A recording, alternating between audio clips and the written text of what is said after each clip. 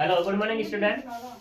देखो आज जो है आज हमारा नेक्स्ट चैप्टर चलेगा इम्प्रॉपर इंटीग्रल। इम्प्रॉपर इंटीग्रल क्या है उसके बारे में हम बात करेंगे। वैसे तो यहाँ पे इम्प्रॉपर इंटीग्रल इसने नाम गलत दिया हुआ है क्योंकि यहाँ पर प्रॉपर और इम्प्रॉपर इंटीग्रल दोनों पे ही बात होने वाली है। ठीक है, बात करते हैं। मैंने जैसे पहले भी बताया था जब इंटीग्रल हमारा स्टार्ट हुआ था कि जो हमारे पास इंटीग्रल है, इंटीग्रल दो टाइप के होते हैं। एक तो होता है प्रॉपर और एक होता है इम्प्रॉपर। इम्प्रॉपर ये इसके बारे में वैसे मैं बता चुका हूं पहले ही, लेकिन थोड़ा सा और जान लेते हैं है क्या उसके बारे में देखते हैं।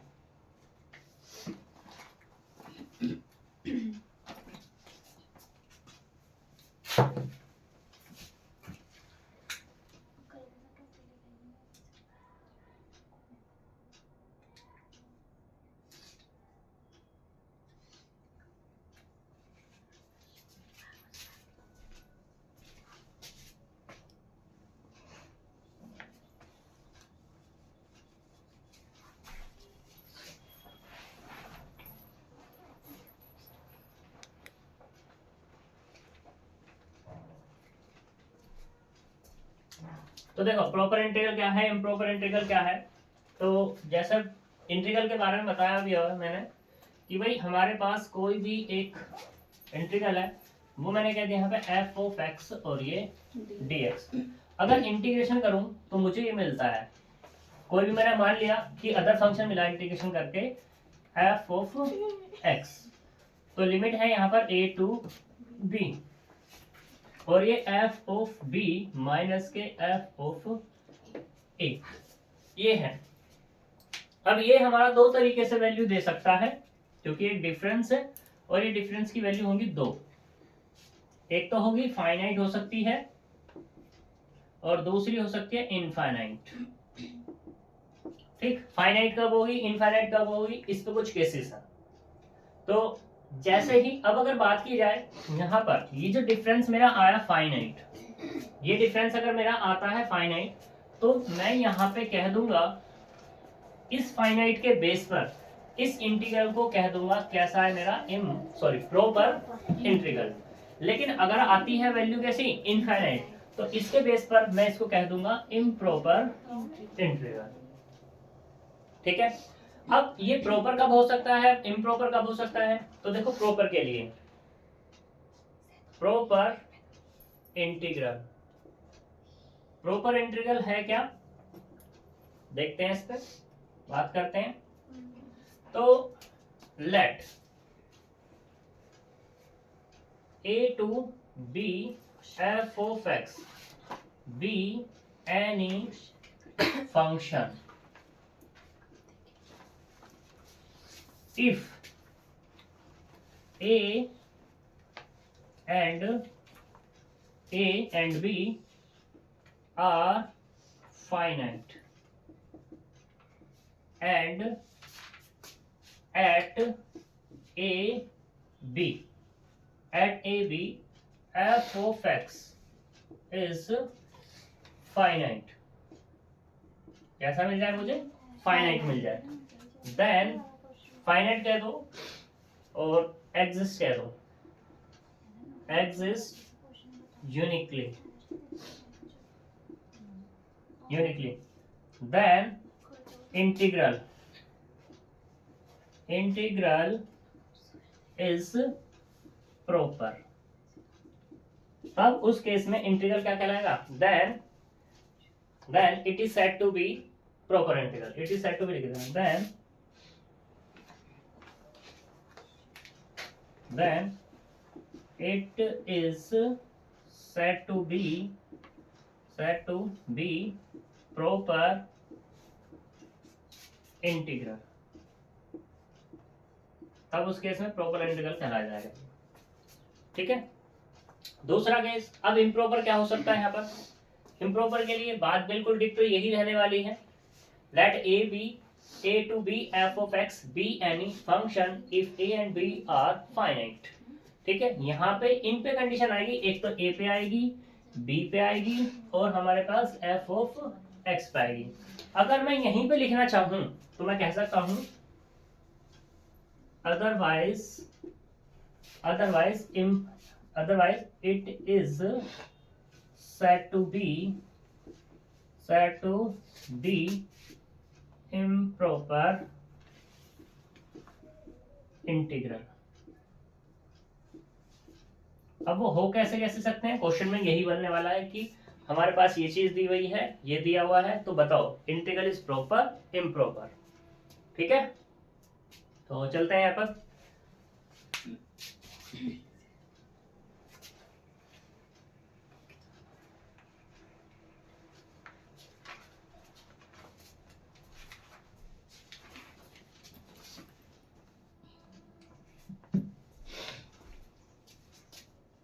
देखो पहली property, if a and b are finite and f of x is, यहाँ पे एक चीज और भी बोल सकते हैं, एफ एक्स इज फाइनाइट की जगह बाउंडेड बोल सकते हैं इसको, एफ एक्स को बाउंडेड भी बोल सकते हैं, एफ एक्स इज बाउंडेड, ये ज्यादा अच्छा रह जाएगा यहाँ पर। ठीक है, एफ एक्स इज बाउंडेड। ठीक है, देन इंटीग्रल इज इम्प्रॉपर। उस केस में कैसा हो जाएगा, improper integral. Next, if a finite and b infinite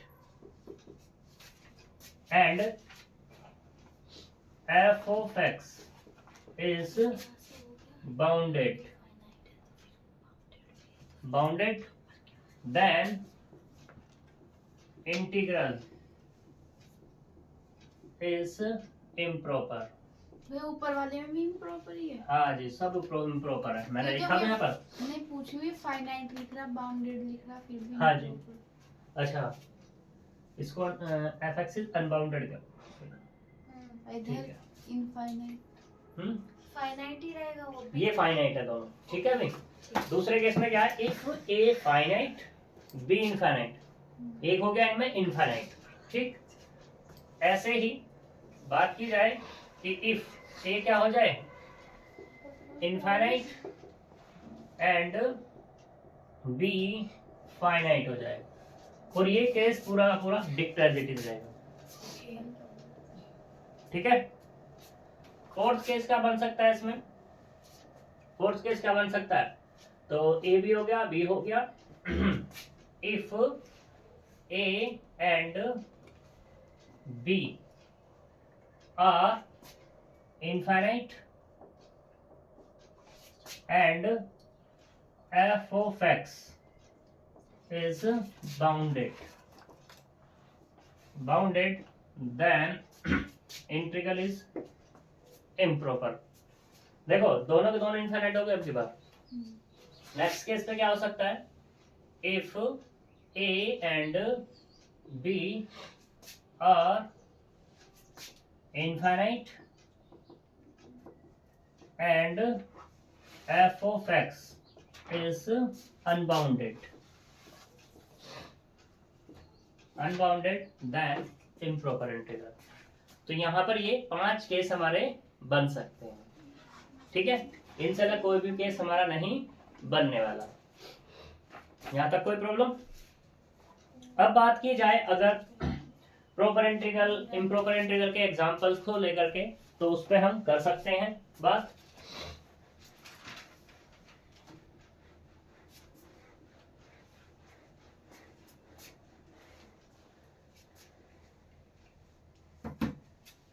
तो देखो मैंने एक एग्जांपल लिया यहाँ पर, कौन सा है कि इंटीग्रल है i बराबर 0 से लेकर पाई बाई 2 और ये साइन एक्स। ठीक है, अगर इसका इंटीग्रेशन हम करते हैं तो साइन का कितना आएगा, माइनस के कोस एक्स 0 से पाई बाई 2 बराबर वैल्यू क्या मिली माइनस के कोस पाई बाई 2 और प्लस कोस के 0। कोस पाई बाई 2 होता है 0, कोस 0 होता है 1। तो कितना मिला 1। इंटीग्रेशन कैसा मिला मुझे, फाइनाइट मिला। ठीक है, तो कैसा हो गया हमारे पास, ये प्रॉपर हो गया। कंडीशन की अगर बात करें तो यहाँ पे देखो 0 भी कैसा है हमारे पास, पाई बाई 2 भी कैसा है मेरे पास।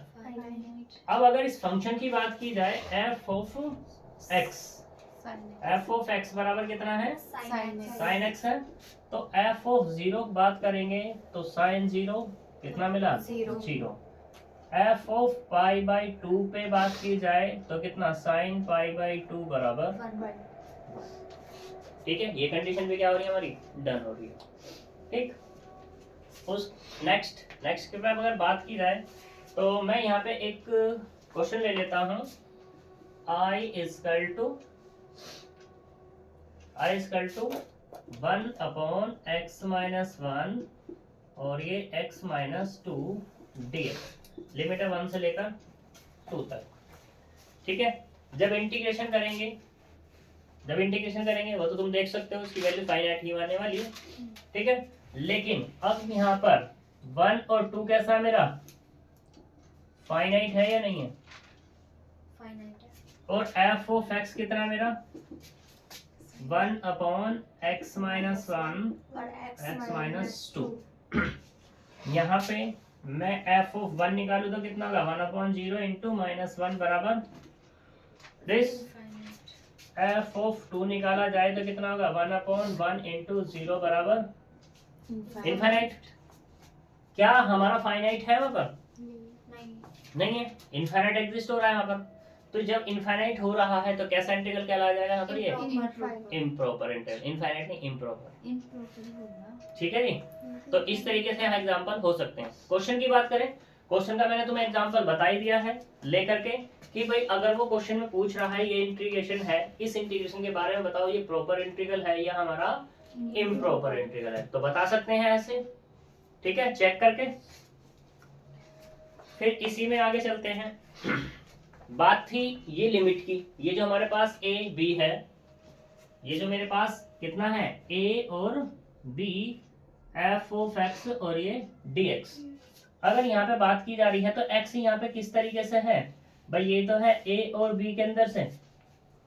इस a b पे कंडीशन है कि कैसे कैसे हो सकता है। तो देखो यहाँ पर a फाइनाइट हो गया और b कैसा हो गया, इनफाइनाइट। ये हो सकता है। अब की बार ये वाला माइनस के इनफाइनाइट हो गया और ये भी फाइनाइट हो गया। दूसरा केस क्या हो सकता है, माइनस के इनफाइनाइट और ये इनफाइनाइट हो सकता है। इसके लिए, इस इम्प्रॉपर इंटीग्रल के लिए कोई दिक्कत है तक, चलो अच्छी बात है, दिक्कत नहीं है तो चलते हैं आगे। फिर इसमें मोनोटोनिक फंक्शन के बारे में कहना है। मोनोटोनिक मैंने तुम्हें बताया हुआ था, ठीक है, यहाँ पे इसने थोड़ा सा चेंज किया हुआ मोनोटोनिक इंटीग्रेशन फंक्शन के बारे में या मोनोटोनिक फंक्शन के बारे में। तो ये हो गया सारा।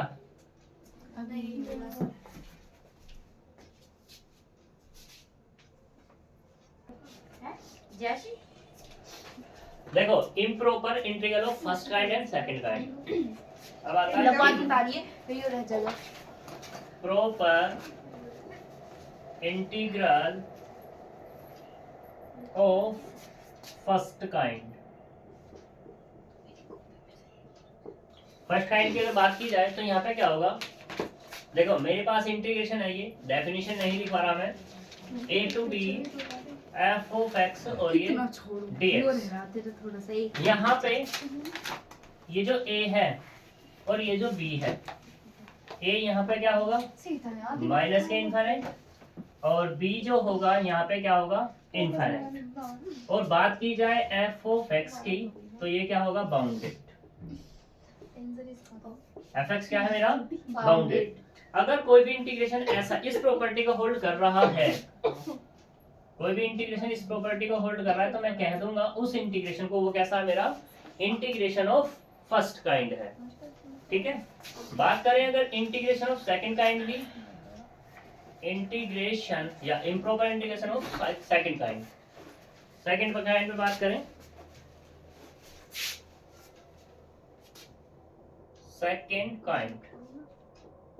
सेकंड काइंड में क्या होगा, ये जो a है ए और b, a and b are finite, ठीक है, but f of x is कैसा हो, अनबाउंडेड। एफ ऑफ एक्स कैसा हो हमारा, अनबाउंडेड। तो हम कह सकते हैं ये इम्प्रॉपर इंटीग्रल कैसा हमारा, सेकंड काइंड है। इस चीज का ध्यान रखना। सो डेफिनेशन नहीं दे रहा हूँ लेकिन समझा सारा रहा हूँ, तो ये तुम्हें याद रखना है। कभी ये सोचोगे जी डेफिनेशन तो लिखवाई ना थी लेकिन समझा तो रहा हूँ। बात करें एग्जाम्पल की, तो एग्जाम्पल देखो इस वाले के लिए अभी मैंने तुम्हें बताया था 1 upon x minus 1 x minus 2 dx। तो देखो a और b दोनों के दोनों फाइनाइट है,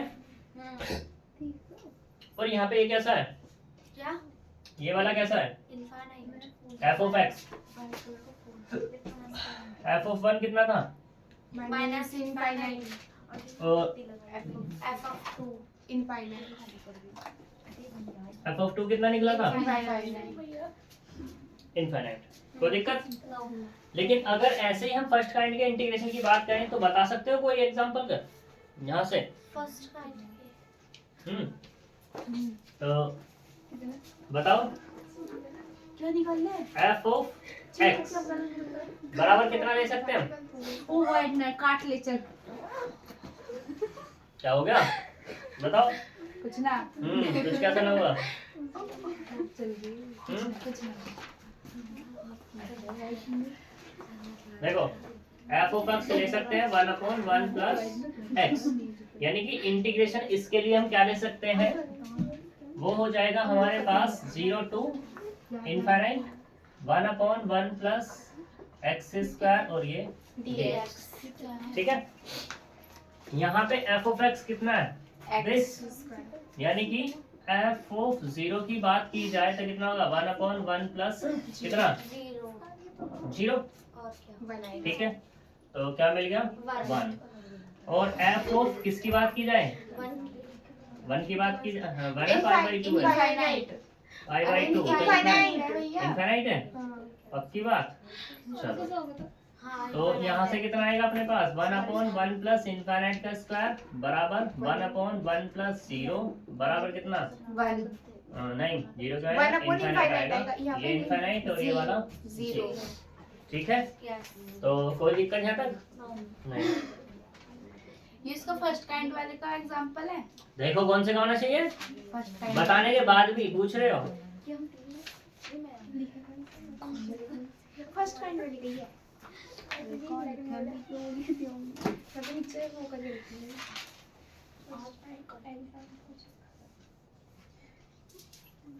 ठीक है। अब यहाँ पे इसकी कुछ प्रॉपर्टीज आती हैं, उस पे हम बात करते हैं।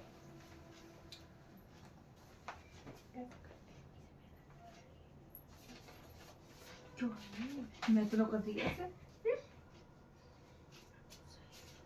चले देखो, मान लो तुम्हारे पास इंटीग्रेशन ये है a to b f of x और ये dx। यहाँ पे है a और b दोनों के दोनों कैसे हैं, फाइनाइट है, ठीक है। इसने ये बोल दिया। लेकिन अगर बात की जाए f ऑफ x की, तो f of x is unbounded. ये यहाँ से बन जाते हैं इस तरीके के क्वेश्चन, f ऑफ x कैसा है, अनबाउंडेड। तो हम इसे फर्स्ट टाइम पे क्या लिख सकते हैं कि देखो इसने कहा कि if f of x is unbounded at x बराबर b पे, x बराबर b पर एक ऐसा हमारा अनबाउंडेड है। इसको हम ऐसा भी लिख सकते हैं that is f of x tends to infinite at किस पे, x बराबर b पे। तो ये मेरे पास जो इंटीग्रेशन है, integration a to b f of x dx बराबर हम इसको लिख सकते हैं limit epsilon tends to 0 limit a to b minus epsilon f of x और ये dx। अगर यहाँ पे बात की जाए इस एप्सिलॉन की, तो ये एप्सिलॉन क्या है, where epsilon is small positive integer का नंबर है, पॉजिटिव नंबर, इंटीजर नहीं है, नंबर है।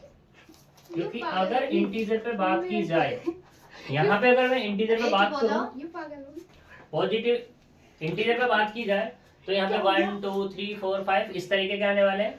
लेकिन एक नंबर की बात आएगी तो यहाँ पे सारे पॉजिटिव होंगे, वो किस तरीके, रूट की फॉर्म के भी हो सकते हैं, फ्रैक्शन की फॉर्म के भी यहाँ पर हो सकते हैं। कोई दिक्कत है? फिर भाई चुप रह, तू हंसवा रही है मुझे। अच्छा तो ये क्वेश्चन बताओ, चलो हंसा रही है तो मैं ये नहीं कह रहा कौन सी हंसवा रही है, ठीक है? तुमसे क्वेश्चन पूछता हूँ उन्होंने, जब पता लगी कौन सी को हंसवा रही है। अरे कुछ बात थी। और कैसी बात थी?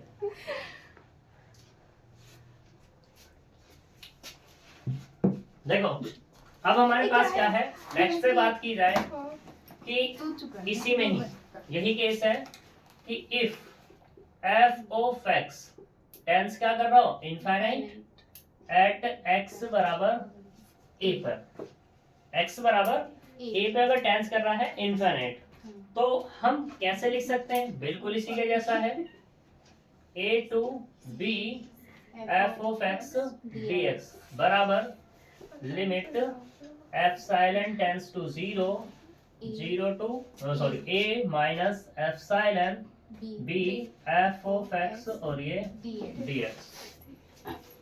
ठीक, तीसरा केस क्या बन सकता है, तीसरा केस तुम्हारा ये बन सकता है कि if f of x tends to infinite at x बराबर c पर, जहां पे c की बात की जाए वेयर c क्या है, a से तो बड़ा है और b से क्या है, छोटा है, तो उस केस में ये जो इंटीग्रेशन है वो क्या होगा, a to b f of x dx बराबर limit limit epsilon tends to 0 integration a to c minus epsilon f of x और ये dx plus limit epsilon dash tends to c plus epsilon dash b f of x और ये dx, ये बन जाएगा। भैया यहाँ पे भी a से c लिखा जाएगा फिर तो? नहीं, वही तो है, क्योंकि c पे क्या है, ये c पे क्या है, इनफाइनाइट है, उस c को ही तो खत्म करना है मुझे यहाँ से। भाई मैंने ले लिया a से लेके c माइनस एप्सिलॉन और c प्लस एप्सिलॉन डैश, क्या c इसके अंदर आया, यहाँ पे तो माइनस कर दिया कोई नंबर और यहाँ पे क्या कर दिया, प्लस कर दिया। कैसे समझ सकते हैं, मान लो ये c बराबर हम क्या ले लें यहाँ से, चलो ये ले लेते हैं 10, ठीक है, और एप्सिलॉन पॉजिटिव की बात हो रही है, पॉजिटिव की बात हो रही है, मैंने क्या ले लिया यहाँ पे 1 ले लिया। ये c बराबर 10 पे है, तो मुझे इसको क्या लिखना पड़ेगा, a to c बराबर 10 है तो 10 माइनस 1 करना पड़ेगा, और यहाँ पे क्या लिखना पड़ेगा, लिमिट एप्सिलॉन टेंस टू 1, ठीक है, f of x और ये dx प्लस c डैश लेना है, क्या लेना है, अब ये जो c डैश है ना, चाहो तो ये बराबर भी हो सकता है और हटके भी हो सकता है, ठीक है, और हटके कितना होगा, या तो इससे ज्यादा होगा इससे कम होगा, दो ही केस तो है इसके पास। अगर बराबर से हट करके बात की जाए तो दो ही केस है, तो हम यहाँ पे क्या कहते हैं इसको, limit epsilon dash tends to 2, तो क्या करना पड़ेगा मुझे, जो c था यानी कि 10 था उसमें क्या कर दो 2 कर दो, और b मेरा as it is f of x और ये dx। कोई दिक्कत? तो बताओ यहाँ पे क्या मेरा 10 आया, अब नहीं। अगर मैं इसमें 1 भी लिखता हूँ, मैं इसको 1 भी करता हूँ, तो ये कितना है 9 और वो कितना है 10 वाला तो खत्म ही हो गया, ये बोलना चाह रहा है, ठीक है।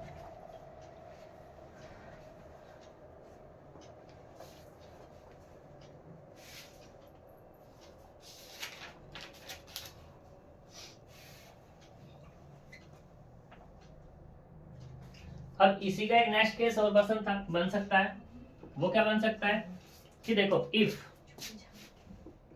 f of x is unbounded at किस पे, एट बोथ पॉइंट्स, कौन कौन से पॉइंट्स है वो, a एंड b पे, देन इंटीग्रेशन की बात की जाए a to b f of x और ये dx बराबर होगा a to c f of x dx plus c to b f of x और ये dx, इसमें कन्वर्ट हो जाएगा। तब इसको हम सिंपलीफाई कर सकते हैं, यहाँ तक कोई दिक्कत। तब इसके बाद आया कन्वर्जेंस ऑफ इम्प्रॉपर इंटीग्रल, जो क्वेश्चन पूछा ही पूछा जाएगा।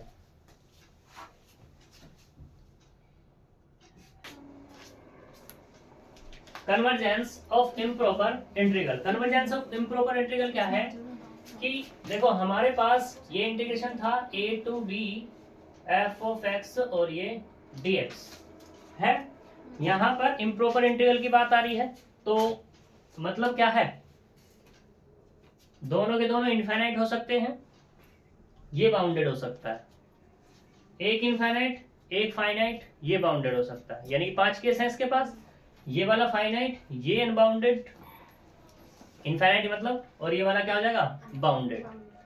तो ये दोनों के दोनों इनफाइनाइट, ये अनबाउंडेड हो सकता है, मतलब 5 केस इसके बन सकते हैं, ऐसी कोई दिक्कत वाली बात नहीं है। बात करते हैं इसकी वैल्यू पे, इसकी वैल्यू क्या आती है, इसकी वैल्यू पे तो कोई बाउंडेशन नहीं थी कि भाई ये हमारा क्या है, फाइनाइट आएगा इनफाइनाइट आएगा, दोनों में से कुछ भी हो सकता था। तो यहाँ पे भी इस पर बात हो रही है कि देखो जी अगर आता है तुम्हारा फाइनाइट, कैसा आता है, फाइनाइट और यूनिक आता है, ठीक है, देन मैं कह सकता हूं इम्प्रॉपर क्या देना है यहाँ पर, इफ इम्प्रॉपर इंटीग्रल इज कैसा हो जाएगा, कन्वर्जेंट, कैसा आ जाए, कन्वर्जेंट। तीसरे केस में क्या है कि if integration a to b f of x dx क्या मिल जाए तुम्हें, इनफाइनाइट। इनफाइनाइट में क्या केस हो सकता है, माइनस के इनफाइनाइट और infinite, then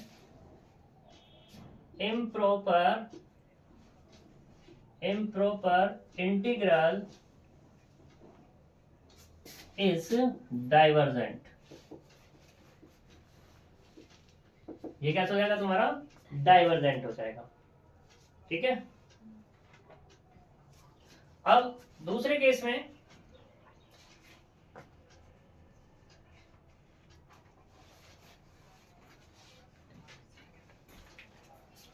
if a to b f of x dx बराबर क्या मिल जाए तुम्हें, neither infinite nor कैसा मिले, इनफाइनाइट मिले, ठीक। लेकिन इस पे बात एक और भी है, ना तो ये मिल रहा ना ही ये मिल रहा, ठीक है। और दूसरी बात एक चीज और भी हो गई कि जब ये नहीं है तो तुम सोच रहे हो कि भाई ये वाला होगा, नहीं, ये वाली बात नहीं है। तो जब ये नहीं है तो इसका मतलब क्या हो जाएगा, यहाँ पे हम बात कर सकते हैं फाइनाइट, क्या दूं, फाइनाइट, लेकिन नॉट यूनिक होगा, यहाँ पर यूनिक नहीं है, तो उस केस में कह सकते हैं हम इसको, then the improper integral is oscillatory, क्या है हमारा, ऑस्किलेटरी,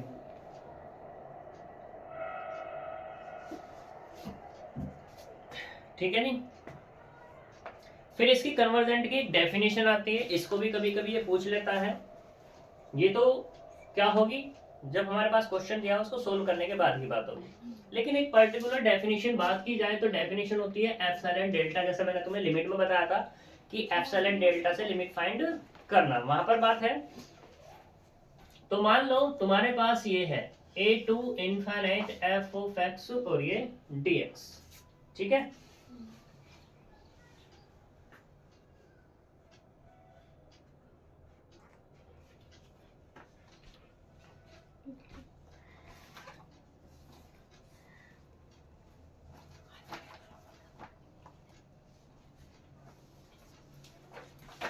तो देखो हमारे पास क्या है, इफ इंटीग्रेशन है a to infinite f x dx है, ठीक। और किसके अंदर है, इन आई कोई भी इंटरवल है हमारे पास, for any arbitrary chosen positive number epsilon. एक आर्बिट्ररी आया एप्सिलॉन पॉजिटिव है, पॉजिटिव का कंडीशन लगा दी मैंने, क्या है, ग्रेटर 0 है। हाउएवर स्मॉल बट नॉट 0, ये क्या है, स्मॉल है लेकिन 0 नहीं है। There exist a corresponding positive number n, इसके कोरस्पॉन्डिंग एक नंबर होता है हमारे पास n, और ये n क्या है, पॉजिटिव है, इसी के कोरस्पॉन्डिंग हमने ले लिया। Then in modulus of integration a to b f of x dx, ये पहले जो लिखा है गलत ही लिखा है, ये भी करो इसको, ठीक है ना। एफ एक्स dx माइनस के कितना मिला, i मिला, माइनस के i लेस देन क्या होना चाहिए, एप्सिलॉन। और फॉर ऑल, वैसे कर सकते हैं इसको, for all b greater than equals to n, कर लो इसको सही, इनफिनिट सारी चीज दे देगा, पूछेगा कंडीशन कौन सी डन है, कि modulus of a to b f x dx minus i less than क्या, एप्सिलॉन। कंडीशन यहाँ पूछ सकता है कि b क्या है मेरा, b ग्रेटर है या बराबर है किसके, n के, और n क्या है, एक पॉजिटिव नंबर इसने लिया हुआ है, ठीक है। तो b हमें वो लेना है। अगर क्वेश्चन पे बात की जाए, अब क्वेश्चन ये है, फिर यहाँ पे भी b रहेगा कि इनफाइनाइट हो जाएगा, कहाँ पर, a to b f x dx, ये वाला b, ठीक है, ठीक है। तो एग्जाम्पल है यहाँ दिए हुए इसने 1 से लेकर infinite dx upon root x, यहाँ से क्वेश्चन तुम्हारा बन सकता है। और ये फर्स्ट है, ये सेकंड है। सेकंड में क्या दिया हुआ है, 1 से लेकर इनफाइनाइट ही है, dx अपॉन x की पावर 3/2 है, ठीक है। इसमें क्या तुम्हारा बन सकता है क्वेश्चन, पहला क्वेश्चन तुम्हारा ये इंटीग्रेशन दे देगा, पूछेगा क्या ये हमारा प्रॉपर इंटीग्रल है, क्या ये हमारा इम्प्रॉपर इंटीग्रल है।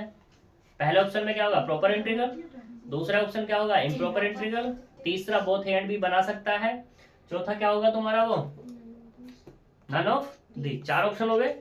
फिर अब प्रॉपर इंटीग्रल इम्प्रॉपर इंटीग्रल तुम्हें पता है कि भाई कैसे हम चेक कर सकते हैं, कैसे चेक करते हैं प्रॉपर इम्प्रॉपर का, प्रॉपर में अगर इंटीग्रेशन सॉरी फाइनाइट आया तो प्रॉपर है, फाइनाइट आया तो प्रॉपर है, करके तो प्रॉपर की क्या कंडीशन है। अगर मैं पहले वाले पे बात करूं, पहला वाला क्या है, a to sorry 1 to infinite 1 upon root x और dx। तो हमारे पास ये था a और b दोनों के दोनों कैसे थे, फाइनाइट थे, और f ऑफ x क्या था बाउंडेड था, किस पर था, इन दोनों वैल्यू पर ही। तो सबसे पहले तो ये चेक करोगे a और b, a नीचे वाला b ऊपर वाला, तो a तो फाइनाइट है, क्या b फाइनाइट है, नहीं है, नहीं है। जब ये नहीं है तो इस पर तो हम चेक ही नहीं करेंगे। प्रॉपर कब होगा, जब तीनों ये कंडीशन डन होगी, इनमें से ये वाली कंडीशन तो फेल होगी, तो कैसा होगा हमारा, ये इम्प्रॉपर हो गया। कोई दिक्कत है तक, तो जब ये इम्प्रॉपर की बात आ गई, फिर पूछ सकता है इम्प्रॉपर कौन सा काइंड है, ये इम्प्रॉपर तो हो गया, लेकिन इम्प्रॉपर में कौन सा काइंड है, तो बताओ कौन सा वाला काइंड है ये। फर्स्ट काइंड में मैंने क्या बताया था, माइनस इनफाइनाइट और infinite, minus infinite to infinite, पक्की बात। और एफ एक्स कैसा था मेरा, ये मैं a और b बता रही हूँ, हाँ हाँ, और एफ ऑफ एक्स कैसा था, बाउंडेड, बाउंडेड था, और ये दोनों कैसे थे, कौन से a to b a to b वाले माइनस इनफाइनाइट थे। लेकिन सेकंड काइंड में क्या था, माइनस इनफाइनाइट और इनफाइनाइट था। हाँ, माइनस इनफाइनाइट और इनफाइनाइट, हाँ। और तीसरा क्या था? तीसरा नहीं बताया आपने, दो बताया। दो बताए। दो ही बताए ना। हाँ। तो यानी कि ना तो ये फर्स्ट काइंड है और ना ही कैसा ये सेकंड काइंड है, गलत बात होगी इसमें। ये हमारा फर्स्ट काइंड बैठे और करके दे रखा है ना। इसने कहा है a to b f of x dx which is range indefinite interval। इसमें क्या either b infinite और a minus के infinite। मतलब कहने का क्या हो गया कि जब ये बात कर रहा था ना, तो वो कह रहा है कि या तो a हो सकता है इनफाइनाइट, या क्या हो सकता है, ये तो माइनस कर देगा और b क्या देगा प्लस का। ठीक है। इसमें एक कंडीशन तुम और ऐड कर सकते हो कि ये जो डिफरेंस है ना, डिफरेंस कैसा मिल जाए, डिफरेंस इनफाइनाइट। डिफरेंस किसका होगा? फंक्शन का, सॉरी फंक्शन के नहीं, लिमिट का। ये जो हमारे पास लिमिट है इनका डिफरेंस कैसा हो जाए? इनफाइनाइट। अब इनफाइनाइट के लिए तीन केस हो सकते हैं यहाँ पर, बट यहाँ पे अगर देखी जाए तो भी सेकंड काइंड वाला जो ना गलत हो जाता है अगर ये इनफाइनाइट की बात कर रहा है। वैसे सही भी बात है, नहीं सही बात है इसकी, उसमें उसने लगी हुई है ये चीज। तो इनफाइनाइट की बात कब होगा? जब दोनों के दोनों इनफाइनाइट हो सकते हैं। तो इनफाइनाइट प्लस के इनफाइनाइट, फिर दूसरा क्या हो सकता है? इनफाइनाइट माइनस के कितना हो सकता है? ये वाला इनफाइनाइट और ये वाला ए, यानी कि दिस। ठीक, अब ये वाला माइनस इनफाइनाइट और ये वाला क्या, तो क्या हो गया? B plus infinite. तो तीनों केस में कैसा हो गया? First kind. ठीक है, सही है। और एफ ऑफ एक्स कैसा है? बाउंडेड है। एफ ऑफ एक्स कैसा है हमारा? बाउंडेड। ये तो हो गया हमारे तीनों केस फर्स्ट काइंड में। सेकंड काइंड की अगर बात की जाए तो सेकंड में क्या होगा? ये जो डिफरेंस है ना b माइनस ए, ये कैसा होगा तुम्हारा? फाइनाइट। और ये जो एफ ऑफ एक्स कैसा है? अनबाउंडेड।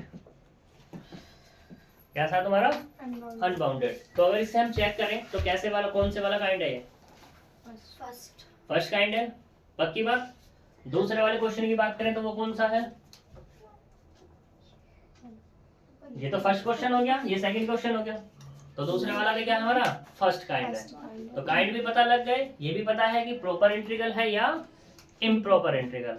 ठीक है, अब ऑब्जेक्टिव दोनों से कुछ भी बन सकता है। नेक्स्ट क्वेश्चन आएगा कन्वर्जेंसी और डाइवर्जेंसी। तो कन्वर्जेंट और डाइवर्जेंट दिखाने के लिए क्या करेंगे? इसका इंटीग्रेशन करेंगे। और इंटीग्रेशन हमें आता ही है क्योंकि हम परफेक्ट है, जो कि बस नाम के हैं। 1/x की पावर 1/2 और ये dx। ऊपर जाएंगे 1 to इनफाइनाइट x की पावर माइनस के 1/2 dx।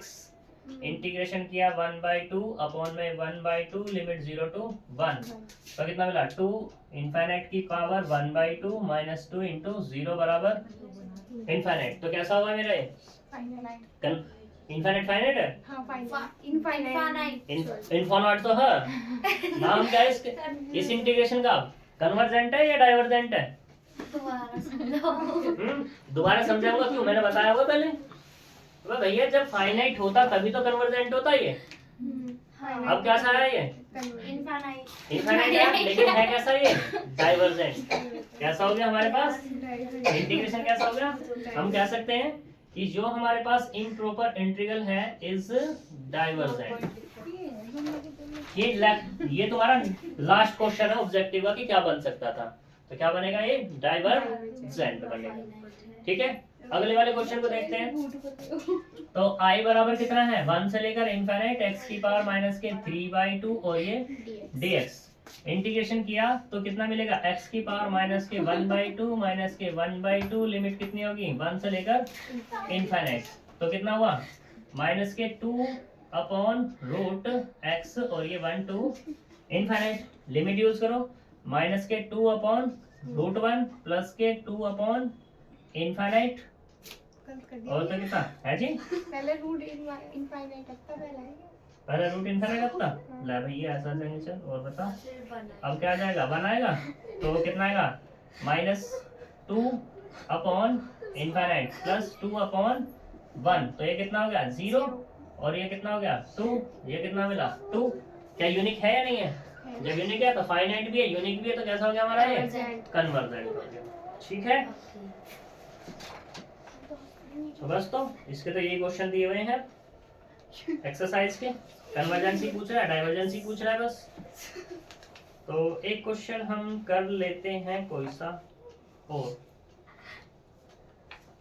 चलो ऐसा करो फटाफट, देखते हैं कौन सा करना।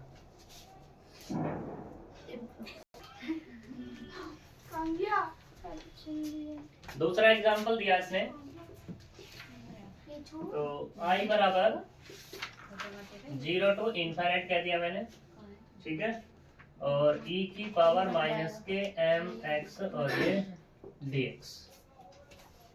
अगर मैं तुमसे पूछूं यहाँ पे, फिर से मेरा वही क्वेश्चन है, इस इंटीग्रल का नाम क्या है, प्रॉपर या इम्प्रॉपर?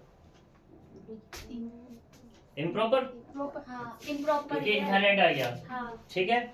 दूसरा मैं पूछता हूँ फर्स्ट काइंड या सेकंड काइंड, तो यहाँ पे डिफरेंस तो इनफाइनाइट है, क्या ये बाउंडेड है?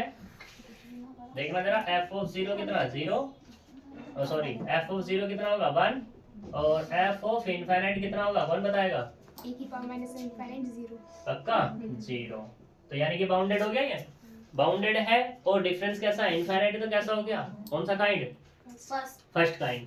बात करते हैं कन्वर्जेंट या डाइवर्जेंट, तो उसके लिए क्या करना पड़ेगा, integration minus m x upon में कितना minus m, limit 0 to infinite. तो यहाँ से क्या मिला, e की पावर माइनस के infinite upon minus m plus e की पावर 0 अपॉन m बराबर कितना 1 अपॉन m।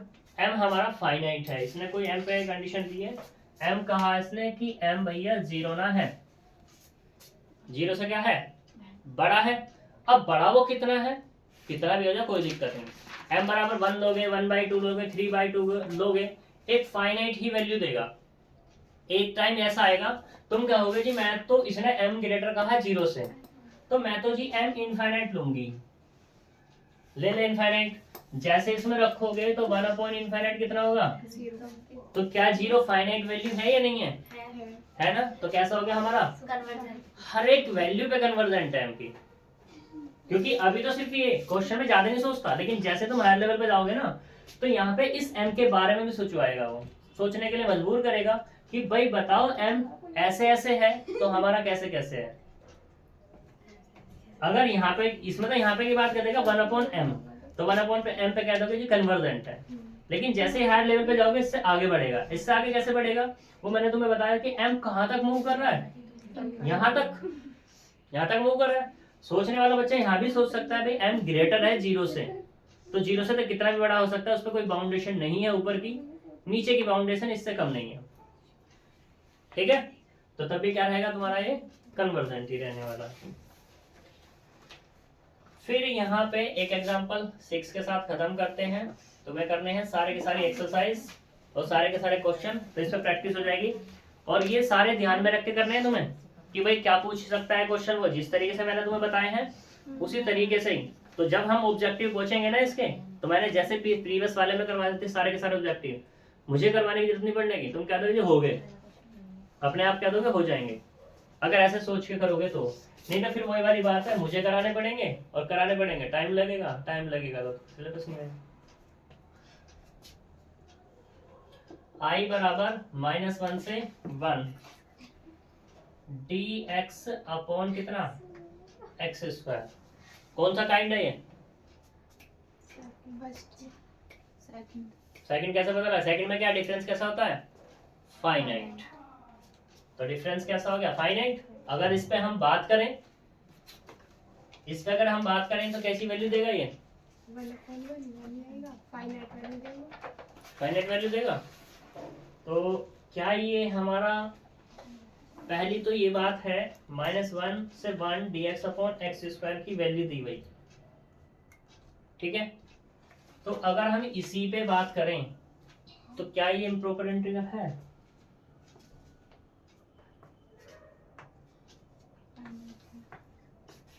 बताओ।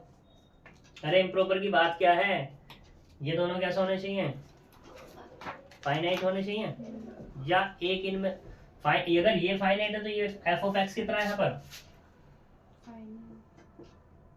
1 अपॉन x², इस पे तो फाइनाइट ही है यानी बाउंडेड है। जब बाउंडेड है, ये बाउंडेड हो गया और वो भी क्या है हमारे पास फाइनाइट, तो क्या इम्प्रॉपर है ये? प्रॉपर है फिर। ये कैसा हो गया हमारा? प्रॉपर। प्रॉपर इंटीग्रल हो गया। ठीक है, सही, कोई बात। अब अगर मैं बात करूं इसी क्वेश्चन की, तो क्या ये किसी पॉइंट पर इम्प्रॉपर हो सकता है? एक्स हमारा मूव कर रहा है कहां से कहां तक? -1 से 1। तो इसके अंदर कोई ऐसा पॉइंट मिल सकता है जिसपे इम्प्रॉपर हो जाए? मिल सकता है। मैं कह दूं यहाँ पर c बराबर कितना? 0। क्या ये 0 बिलोंग्स नहीं करता -1 और 1 के बीच में? करता है ना, तो मिल गया हमें। तो हमारी एक प्रॉपर्टी थी, मैंने तुम्हें बताई थी कि integration a to b f of x dx बराबर कितना बताया था कि ये होगा, ये क्या होगा? a टू c माइनस के epsilon f of x dx। तो यहाँ पे क्या था? लिमिट कहाँ थी? एप्सिलॉन टेंस कर रहा था 0 को, प्लस दूसरे वाला क्या हो जाएगा? c plus epsilon c plus epsilon क्या? तो डैश। और ये कितना हो जाएगा तुम्हारे पास? b limit epsilon dash tends to 0 f of x और ये dx। इसका यूज कर लो इसके लिए, हाँ। क्या ही दिक्कत है? तो i बराबर कितना आएगा? Limit epsilon tends to 0। तो -1 से कितना आएगा? 0 माइनस के एप्सिलॉन f ऑफ x और ये dx, क्योंकि 0 ही तो मिल रहा है ऐसा point, plus limit epsilon dash tends to 0। ये कितना मिलेगा? 0 प्लस एप्सिलॉन डैश और ये 1 कितना? f ऑफ x कहाँ है? वैल्यू ना दे दूं उसको f ऑफ x की, क्या है एक लाइन बढ़ाई जाए, तो 1/x² और ये भी 1/, और ये dx। करो इंटीग्रेशन। जब इंटीग्रेशन करेंगे तो लिमिट एप्सिलॉन टेंस टू 0, इसका इंटीग्रेशन किया तो कितना आएगा? -1/x। लिमिट क्या है मेरी? -1 से माइनस के epsilon plus limit epsilon dash tends to 0। तो ये कितना आएगा फिर से? -1/x और ये एप्सिलॉन डैश प्लस 1। कोई दिक्कत नहीं? चलो अच्छी बात है, इसने तो यही छोड़ा होगा। लिमिट एप्सिलॉन टेंस टू 0, तो कितना आएगा? माइनस के माइनस माइनस हो गया प्लस 1/एप्सिलॉन। ठीक है, एक माइनस और आएगा, सही है जी? ये माइनस, एक माइनस और, तो 1 माइनस 2 माइनस एक तीसरा माइनस और आएगा, तो क्या जाएगा? -1, यानी कि माइनस ही रहेगा, plus limit epsilon dash tends to 0। यहाँ से कितना आएगा? -1 और प्लस के कितना? 1/एप्सिलॉन डैश। तो इसको हम ऐसे लिख सकते हैं कि लिमिट एप्सिलॉन टेंस टू 0 1/एप्सिलॉन -1 plus limit epsilon dash tends to 0 1/एप्सिलॉन डैश -1। ठीक है, ये इसका सॉल्यूशन हो जाएगा। अब अगर बात की जाए, since both the limit do not exist finitely, दोनों की लिमिट की अगर बात की जाए, दोनों की लिमिट की बात की जाए, इसकी अगर बात करूं और इसके अलग बात करूं, तो यहाँ पे क्या मिलेगी इसकी वैल्यू? एप्सिलॉन टेंस टू 0 1/0 कितना? इनफाइनाइट। तो ये क्या मिला? इनफाइनाइट। और ये वाले अभी क्या मिला? इनफाइनाइट। ये कैसा है? डाइवर्जेंट। ये भी कैसा है? डाइवर्जेंट। दोनों को मिला करके इनफाइनाइट ही तो मिलेगा, यानी कि ये क्या हो गया? डाइवर्जेंट। तो पूरा का पूरा कैसा हो गया मेरा? ये डाइवर्जेंट। ठीक है, ये तब है, ये -1 से 1 dx/x² जब हमने ब्रेक करके किया है, लेकिन अगर डायरेक्टली इसको इंटीग्रेट किया जाए तब तो हमारा कैसा आने वाला है? ये हमने इम्प्रॉपर बना के इसको किया है। ठीक है जी, तो does not exist is divergent. Question अच्छा है, पूछा जा सकता है। ठीक है, तो फर्स्ट एक्सरसाइज हमारी खत्म होती है। अब चलेगा test for convergence of improper integral of first kind वगैरह। अब ये काइंड वाइंड के बारे में पूछ रहा है, वो तो मैंने पहले ही बता दिए, लेकिन अब यहाँ पे जो एक्सरसाइज आएगी ना, इसी के बारे में, कन्वर्जेंसी, divergency, first kind, second kind, उनके बारे में पूछेगा। ठीक है, जो मैंने अभी बता दिया है पहले, वो बाद में पूछेगा दूसरी एक्सरसाइज में। तो थोड़ी सी फिर बात कर लेंगे, मिलेंगे अब हम कल नेक्स्ट वीडियो में। Bye bye.